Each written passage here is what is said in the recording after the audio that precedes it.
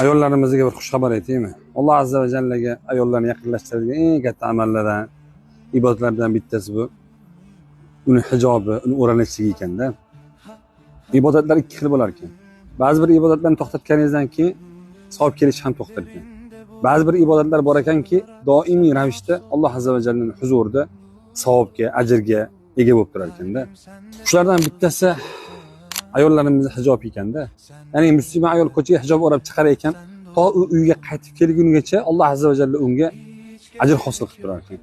Va uyga kelib hijobini yechgandan keyin ham ertaga ko'chaga chiqsam hijobimni kiyaman-ku degan niyatda bo'lganligi uchun doimiy ravishda unga savob hosil qilib ajr yozib turar ekan. Bugungi kunda ochiq sochiq, fuhshiyat, fahsh ko'paygan paytda musulmon opalarimiz, singillarimiz ko'chaga hijoblarni o'rab chiqishliklari bu Allohning shiorlarini ulug'lashlikda. Ya'ni bu hijob islom dinining eng katta shiorlaridandir. Alloh Qur'onda marhamat qilib aytadiki, kimki Alloh azza va jallaning shiorlarini ulug'lasa, bu qalblarning taqvosidandir deydi.